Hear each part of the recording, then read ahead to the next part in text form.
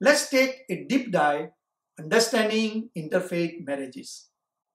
Hi, this is Dr. Amin. I have spent 14 years researching on this field, have guided 1200 youths, and have published 2 books. It is not the interfaith marriage, but religious fanaticism in the marriage is a concern. So Dr. Dilip Amin is a director of the Peninsula Multi-Faith Coalition of the San Francisco Bay Area. He is a certified speaker at Islamic Network Group and a Dharma ambassador of Hindu American Foundation. He founded forum InterfaithShaadi.org, and today the topic of his talk is conflicts and coping with the interracial and interreligious marriages. Welcome, Dr. Dilip. Namaste. You guys are intellectuals and also you are scholars in Hinduism. So in that respect, it's my real honor to be talking to you. Now, this subject matter, pluralism, it's something feel-good word. All the interfaith leaders, when they get together, they take so much pride. We are pluralists. Our religion is pluralist and all that. I always question them using interfaith marriage as a tool that, are you really a pluralist? Tell me. Now, you may be wondering that among so many other things on Hinduism is important for you, why it is important to know about interfaith marriage. I did a marriage survey and found that 38% of Hindus marries to Christian, Jews, or a Muslim in America. I also ran a survey and found that 45% of Muslims also marry outside their faith. So it's the same number, roughly 40% for all faiths. But the difference here is majority of the Hindu, among all those 1200 I guided, they are willing to incorporate some or the other part of the other faith into their married life.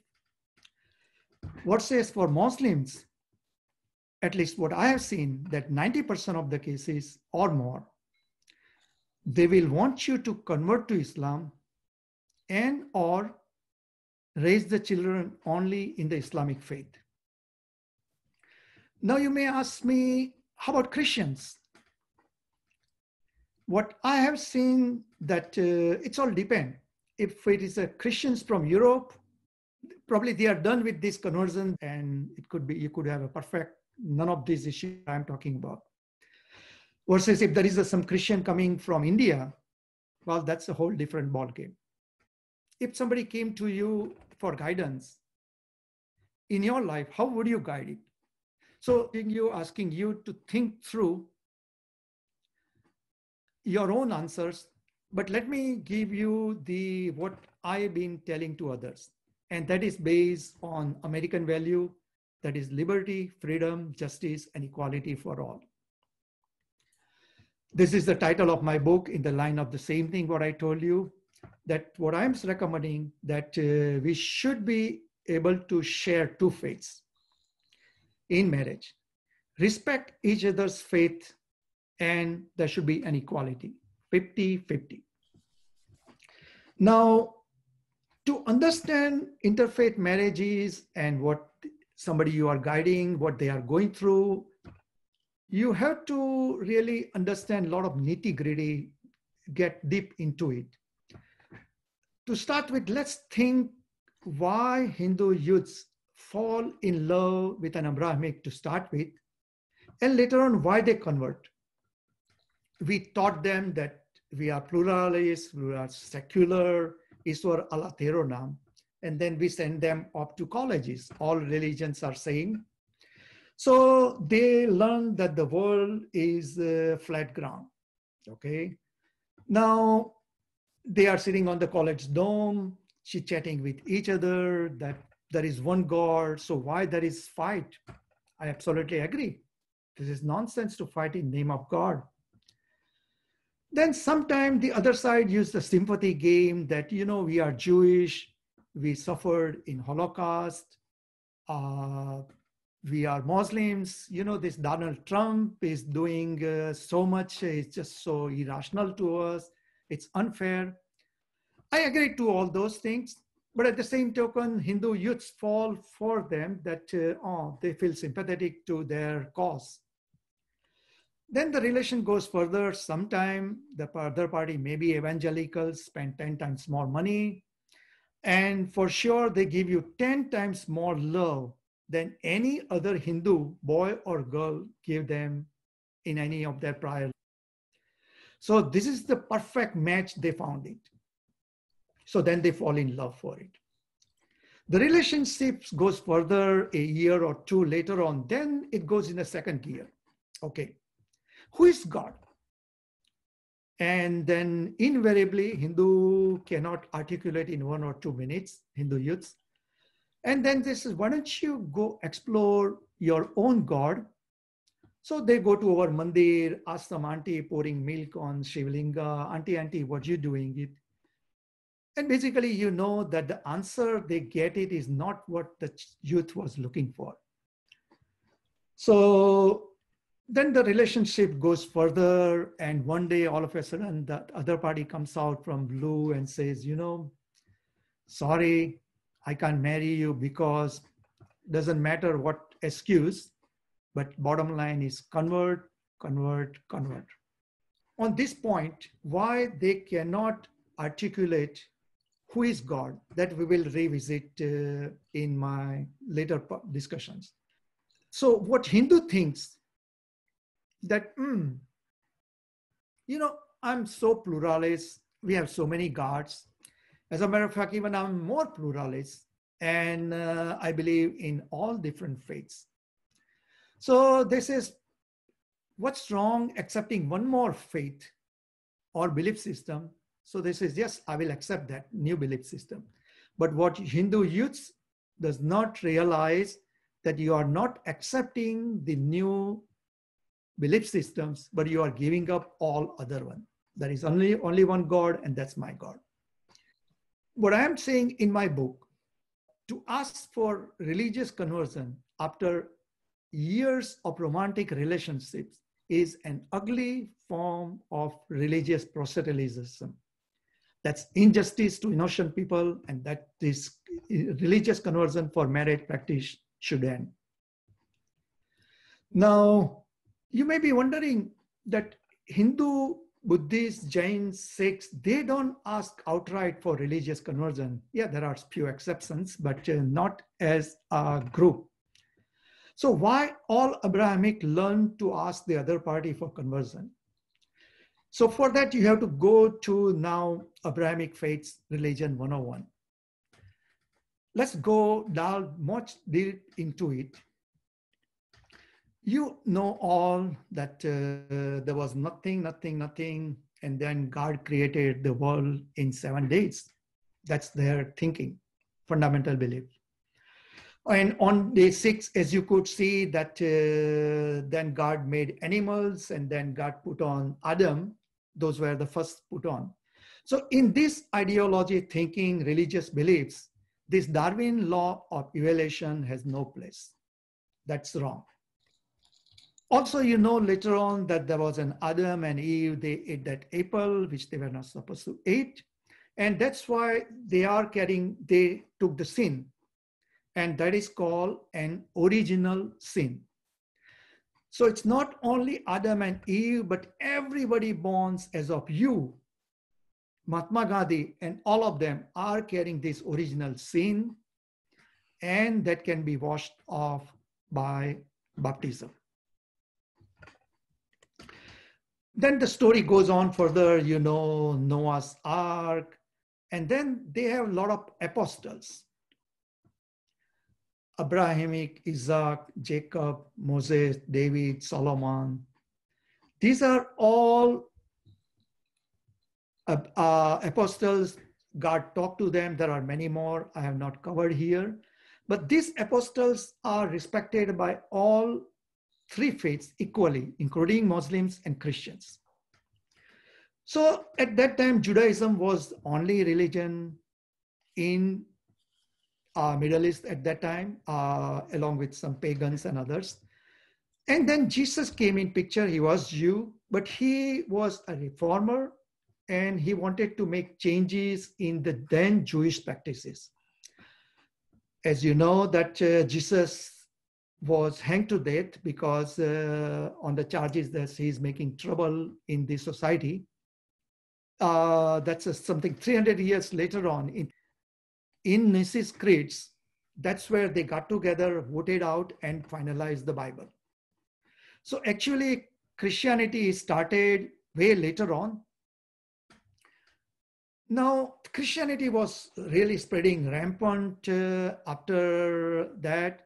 And some 250 years later, Muhammad came in picture. He was in Mecca at that time. And he saw Jesus is now promoted as Son of God. And the God's name is changed to Father God. Now, in Abrahamic Faiths, original teaching, fundamental teaching is God is Nirankari, shapeless, you cannot describe it anyway. So if God is Nirankari, how come all of a sudden God has an incarnate and having a humanly form? So what Muhammad wrote it in Quran, it says in the Quran that to say that Jesus is the Son of God is a monstrous falsehood. And further, Quran says that don't make friends with Christians and Jews. So these are three, you can say, brothers of Abrahamic faiths, but they don't agree to the concept who is Jesus? Is he a Son of God or some ordinary apostle just like all others one? Jewish are looking for the Messiah, but they don't agree that Jesus is that Messiah that they are looking for. And that's why they will not put on Christmas tree and all that, because they are endorsing the Jesus Son of God concept. Muslims clearly don't endorse teachings of Son of God, and also don't like Jewish practices. You have to endorse that Muhammad was the last prophet. No more prophet is going to come. That's what the Quran says. So that's Abrahamic teachings. Now, our discussion topic is why this conversion thing comes. Where is this exclusivist supremacist ideology came about? And I'm saying that that came from this second commandment of the 10 commandments. Now you are Hindu. Think it with Hindu mindset. And I'm reading this thing. You shall have no other God before me. You says, wait, we have so many gods. You shall not make yourself an idol. Wait, our mandirs are full of it. You shall not bow down to them or worship them. That's exactly what we do. And it is God to make a point. God is saying, I am a jealous God. And note that it is not typo. And God is so mad and angry that he will punish your children up to 3 to 4 generations if you don't follow his commandment. So it's a binary system. Either you are with us or you are against us.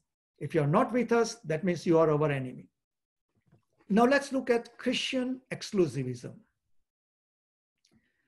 They believe that Jesus is Son of God, as we discussed, and that the faith in Jesus is the only way to achieve salvation and to enter in heaven. Jesus himself said, I am the way, the truth, and life.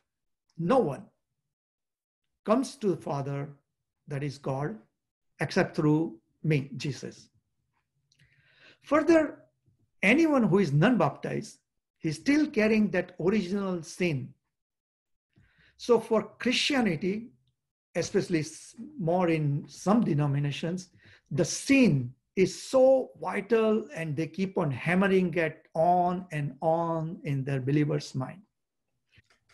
Other important point, these churches are so powerful. The priests are supposed to be their superpower from God. And to make a point, let me tell you one real life experience. Maya, who came to me for guidance on the website, and this is what she said. So she was in love with a Christian boy.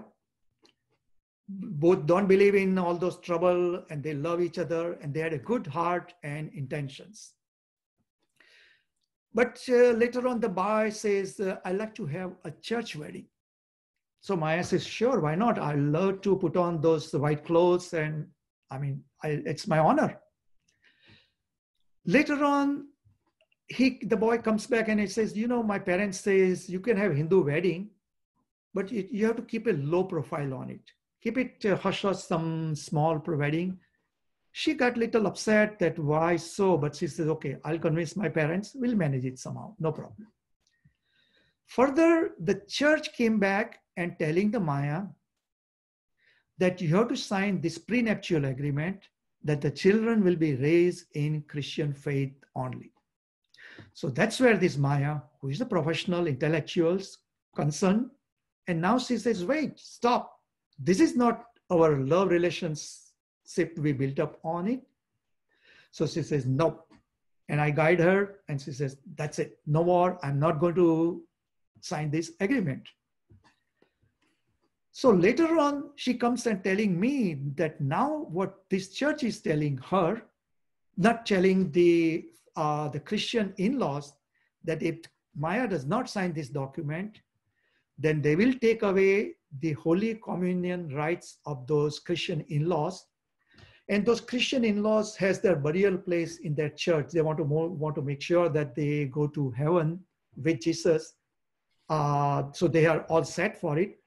But if Maya doesn't sign that, they will lose that spot. Meaning, just because of this stubborn Maya, they cannot have peace even end of the life. So can you think of the pressure on this little 22 years old girl who cannot talk to her parents? They don't want to understand. No one understands all those things. So ultimately, Hindu end up giving in, okay, this is the marital gridlock. I just signed something, matter is over. Let's get moving.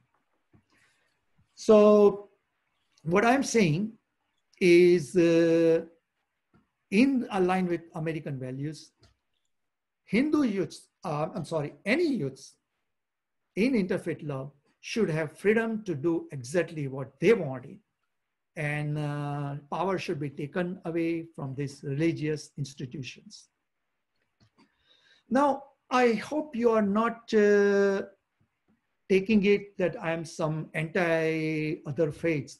I just have to tell you all those things to prepare you for giving you the background. As a matter of fact, I know many, many Hindus married to Christians, and they have wonderful, wonderful married life. And I'm just so honored for it. So there is nothing, somebody being Christians is wrong, I'm saying. For example, I was in Pennsylvania. I met this cop. He came to our mandir. So I went to say, why you are here?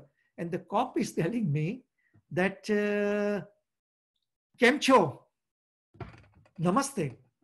I said, this white cop, I said, where do you learn all those things? He says, my wife is a Hindu.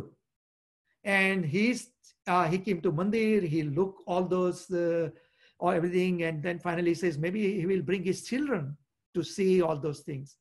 See, my point is, I don't have any problem with whatever his faith believes. We only expect that they also give the respect to what our beliefs are. That's all. And so I hope I'm not asking too much here. So with that, let's move to Islam. What is Quran says, and again, this is on and on if any of you have read it. What Quran says that we will burn those unbelievers in fire. No sooner their skins get burned, consumed, Allah will give them the brand new skins. So you can pour hot scalding oil again. So they will get burned second time, and they will truly feel the scourge. of not following what Quran has to say. Further, Quran says that lay hold of those unbelievers and kill them wherever you find them. And the worst part is it's saying that to such men, Allah is giving absolute authority on the individual Muslims to follow it. I'm sure some Muslims will have other way of interpreting. I'm just quoting it straight. This is what I read it. So on interfaith marriage, Quran 2:21 says that you shall not wed a pagan woman, that is unbeliever or believers in multiple gods and idols and all that, unless they embrace the faith, meaning Islam. A believing slave girl is better than an idolatress, though she may please you. Meaning, some way saying that Hindu status is worse than even a slave girl. Quran 6:11 says that suppose somebody got married, whatever reason, and they did not convert the person. But later on it says, do not maintain your marriage with the unbelieving woman. And that's zina, fornication. So even if somebody married a Hindu, at that time they were not believer in Islam, and later on, all of a sudden Islam comes back in their mind, or later on they convert to Islam, because of 6:11, they will want you to convert even if married maybe 30, 40, 50 years later on, because for them it is sin to sleep with you. That marriage is not valid. Now, these are Quranic Islamic beliefs, and I have full respect for it. I have no qualm about it. They have right to believe what they want to believe and follow their faith. And this is none of our business to complain about it. But my problem is with this one. Quran 24:30 says that when a boy sees a girl, or vice versa, you're supposed to lower your gaze and walk away from that situation. Enjoining believing men to turn their eyes away from temptation and restrain from carnal desires. So what I am questioning, that if you are a Quran believer, why you are not following 24:30, getting in romantic relations with other or anyone over years, and just before marriage, you are all of a sudden says, now I'm a Quran believer, 2:21, you must convert. Are you a love jihadi or what? Are you a believer or you are not believer? You have to make up your mind and strictly follow it. That's all I'm asking for. Moving to Judaism. Judaism is clearly an exclusivist faith. They believe they are the God's chosen people. They don't believe in Jesus. He's not a Messiah or Son of God. They don't believe in praying to Allah. And of course, idol worshipping is some of the very fundamental sinful things for Jewish people. Further, Jewish has certain practices. On day 8, the Jewish boy must have a breast circumcision by a rabbi. And if that is not done, they will want something bad will happen to you. And they will want it according to their beliefs. So question is, if you learn all those from different faiths, and if you are in relationship with one of these three, how that will impact your married life. I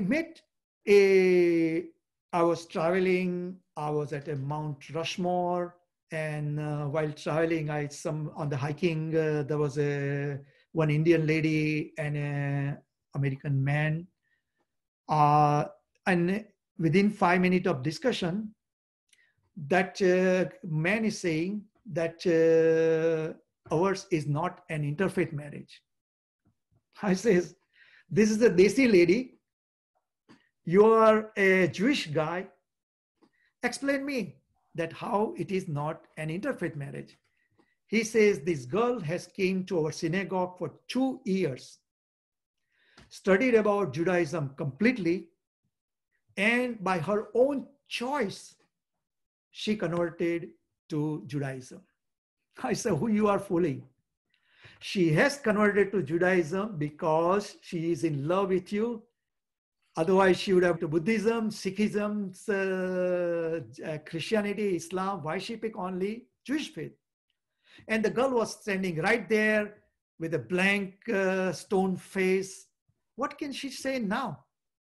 And because of this kind of thing, she's not going to unroot her married life and their children's and all that. So, but that's something all the youth should know it before getting in relationship, not after. So with what you already learned, now let's go back to the question why Hindus, even though we taught at home, they cannot articulate their friends what Hinduism is about. It is because it's not the problem of Hindu youths, but the problem is other side, the one who are having their own way of defining the religion. To explain that, Rajiv Malhotra ji in his book Indranet explains Hinduism as the vast Amazon forest. To the Christianity and Islam, to an American farm with a, again, very productive, very mass and big one. So forest to farm. Yes, you must have a founder, they believe, versus Hinduism. We don't have any founder. It was there. It has to have a clear beginning. There was a Genesis, the 7th day the world was made, and there is going to be a judgment day where the whole world will be again disappear. God will come back. And so there is a clear beginning, clear ends there. Hinduism don't have any end. It's endless and ever evolving. In Abrahamic faith, there has to be a clear rules, as I said, the 10 commandments, and you've got to follow it. We have many guidances, but those are not commandments. It is a very hierarchical that God, Jesus, church, the priest, and then you. Versus in Hinduism, my relation to God is directly one-to-one, not through anybody else. Further down, many times people find the messages in Bible and Quran to be very clear message. You have to keep in mind that Bible was voted out and they kept what fits in, did not fit in. It's not a Bible. Versus Hinduism, they left everything as is. Well, I just say diversity is the part of uniformity. It doesn't bother Hindus in general.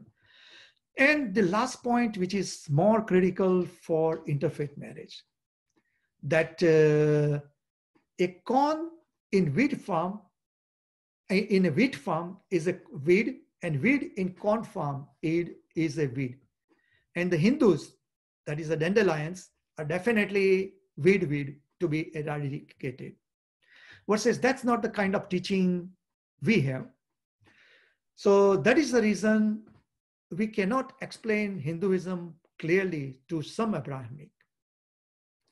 Now, question is, what can we do about such expectations of conversion? How will you help? What you will tell to somebody someday? So in my book, in my other presentations, I'm covering from the day you have a child till this day I'm going to talk about. And after somebody already converted to Hinduism, out of Hinduism, and then what to do. So those pieces, just in interest of time, I'm not covering right now, but I'm going straight to on the day. Mom, I am in love with Jennifer. Dad, I'm in love with Muhammad. The day when parents hear this, they totally freak out. And they start making all irrational comments behind their doors. Normal reaction is, I told you, don't marry interfaith, beta. Don't you understand that?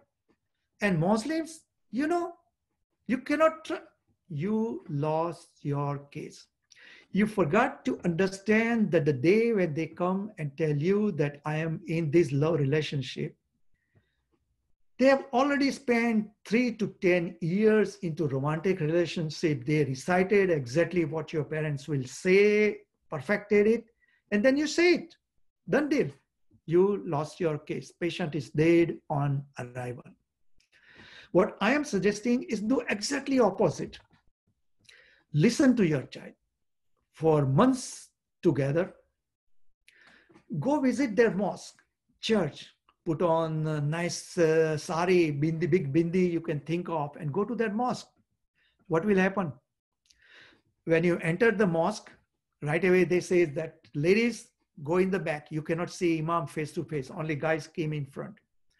Right away, our sons and daughters will feel, wait. Our mandir, we go to side by side. Point is, if you go in and understand more, you will know where they stand. Or counter could be that other party may be really, really nice and perfect for your sons and daughter anyway. So then you don't need to worry about anyway. So after those things, once done, you took enough time to understand, and then you say to them this, beta, we believe in sharing two faiths, we believe in respecting each other, and we believe in equality. We will not ask for 51%, but we will not settle for 49%. More specifically, you explain them that no BBS. What is BBS? That's their Abrahamic exclusivist ideology, their religious practices to make sure you are with us or not with us. Bris for Jewish people, baptism for the Christians, and Sahadat, La ilaha illallah, Muhammadur Rasulullah. If you say these things, that means you are Muslim. That's it. That's called Sahadat. Now, again, let me repeat again. Those are beautiful rituals. They have rights to follow, and I have no rights to complain someone's most holy rituals. But I'm just telling in terms of interfaith relationships and on the perspective of Hindus. No BBS. That's it. Why? And you can explain it to your sons and daughter this way. Listen out. You say that why you want to put a label on religious child as soon as they are born. Why not let that interfaith child decide his or her faith? Best example is President Barack Obama. His father was Muslim, mother was Christian, and as an adult, he made a decision to follow whatever faith he wanted to follow. It's just so beautiful. So, beta, son, daughter, why not follow this? Isn't it logical? And he has to say yes. And that's what I'm saying. It's interfaith child should have liberty to decide his or her faith, not when they are few days old and you put a religious label on it. Now you are this and that. So BBS, I just say no to BBS, and that will be a great insurance to make sure our sons and daughters are not stuck with a religious fanatic. And I have seen invariably that if you say no, we just don't want it, they go to their priest, imam, whoever, and they come back and they find out better solution for it. So it's just as simple as this. Just say no and problem over. That's it. Now, to make a point further, there are no two situations same.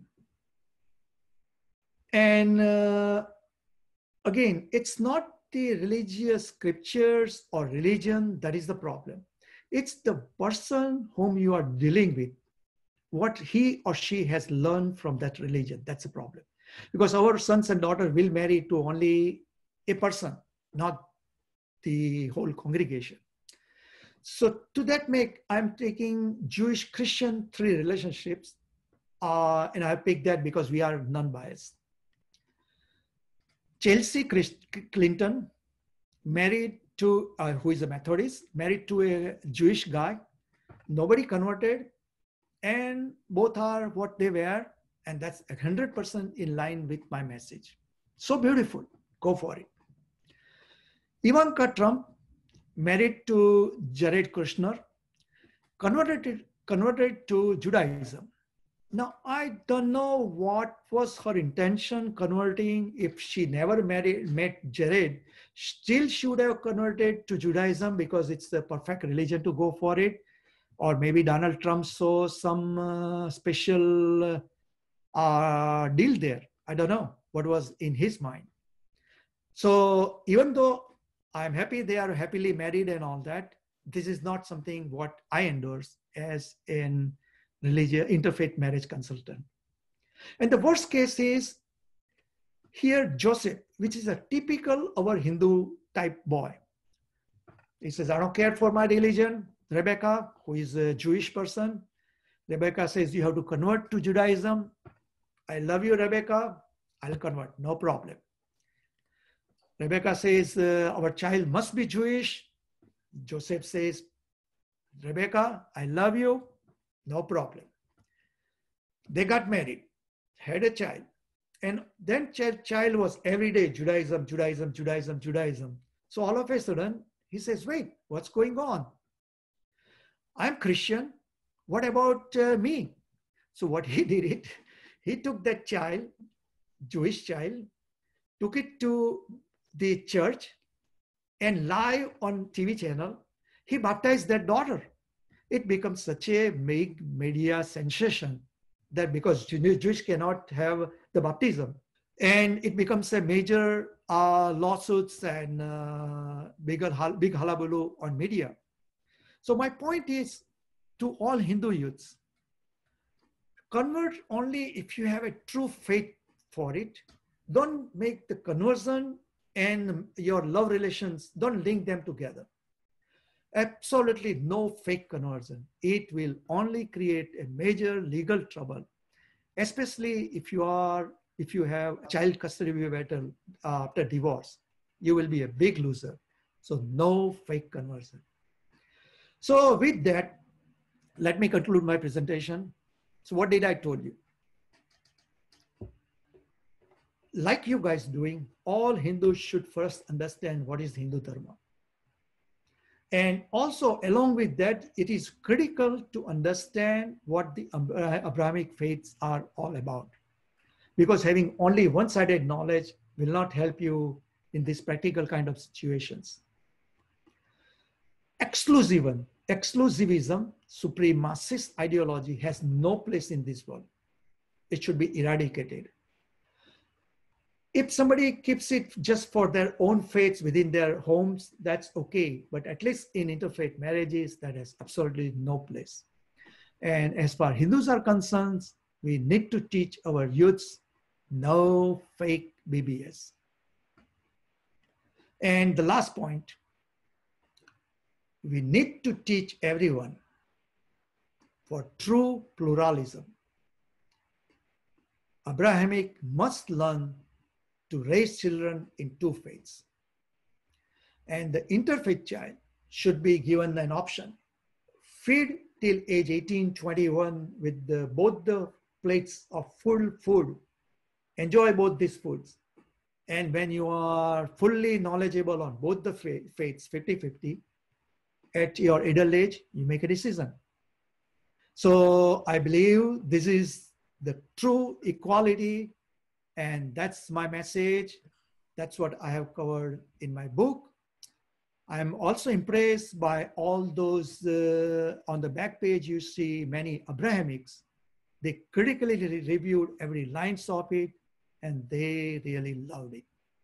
So if they love it, they endorsed it. I'm sure it's going to work well with your son and daughter who is in love relations if you follow this path.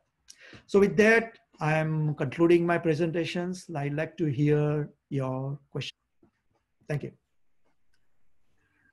I think the really good coverage of a very complex topic, as we know. I think the point about robbing the children of their options, that is very, very compelling. That visiting the mosque and church also, I think, is a good. But that BBS concept, I think, is right. You're logged in. Yeah. I had a question for you. So there's a lot of de-churching that's going on, right? People have stopped going to churches and stopped identifying with one denomination or another. Is that changing the way churches are approaching this idea of baptism for people outside the community? All those interfaith people which I work in the Bay Area, they are wonderful, wonderful people. None of them are this kind of believer. Yeah. But unfortunately, your son or daughter will only find one person. And you just need to make sure that they don't get into this kind of thing. The major problem Hindu parents will find is that our Hindu youth thinks that our Hindu parents are racist. And they don't understand anything. They are stuck in India, and then Hindu makes a very irrational comments that start talking against that whoever that other party is without understanding detail. So that's why I'm saying that you need to go systematically. If you know any such case, do reach out to me. I will help you how to go stepwise and avoid problems.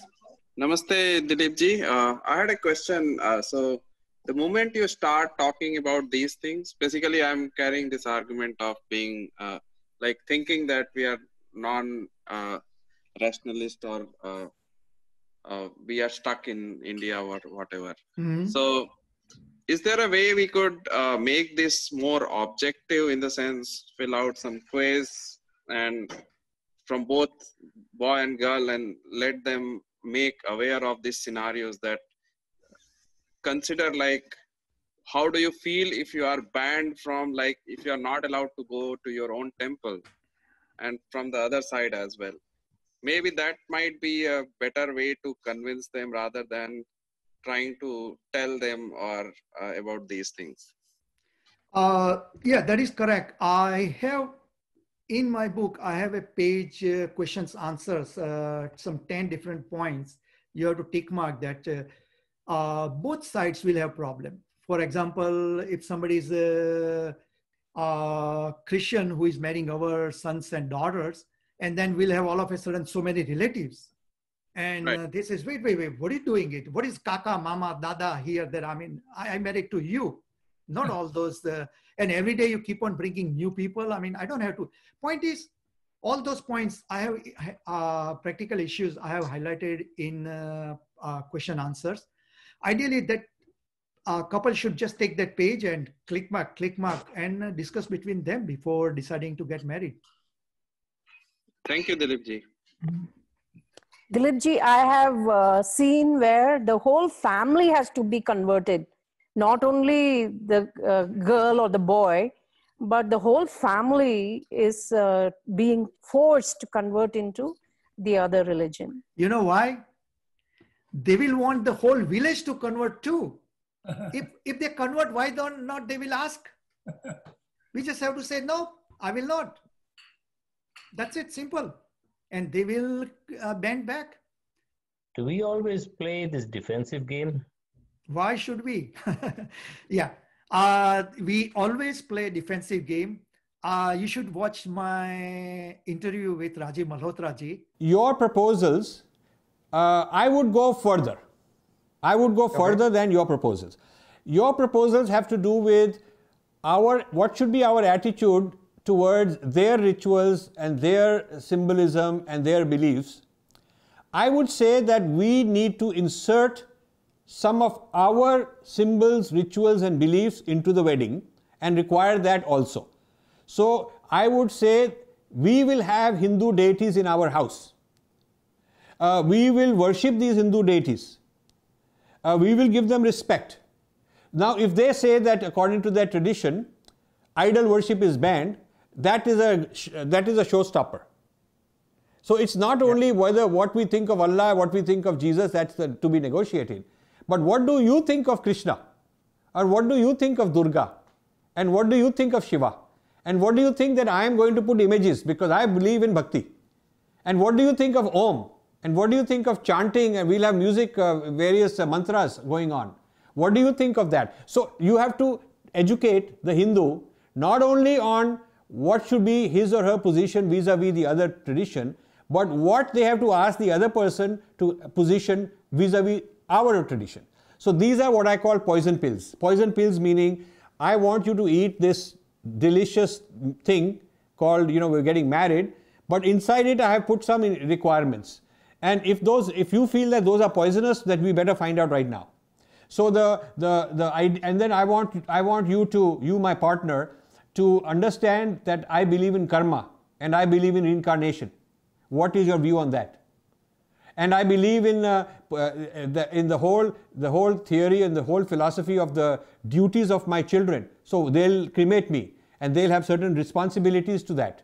So it is not enough that we'll give a Hindu name, but then everything else has to do with what we believe of your faith. What about my faith? And what about your attitude towards my faith, and to what extent the kids will be educated in my faith? I think that part you need to add in your book, because it's not enough to negotiate using the other person's tradition. You also have to negotiate the status of our own tradition. And that's what he says. How about me? Why not we call shots? But again, no, I'm still joining this defensive mode. But you are very right. Sometimes we should be offensive too. Hello, Dr. Amin. Hello, yes. Namaste ji. Thank you Namaste. so much. This was a very amazing, sensitive topic that you did extremely well. I mean, I'm really, grateful for you having done it. Not because I have kids who need it, but definitely we encounter a lot of families whose children are doing this. 15 years. 15 we never years. had the right words for it. So I'm really glad you brought out the correct words to use. So thank you very much.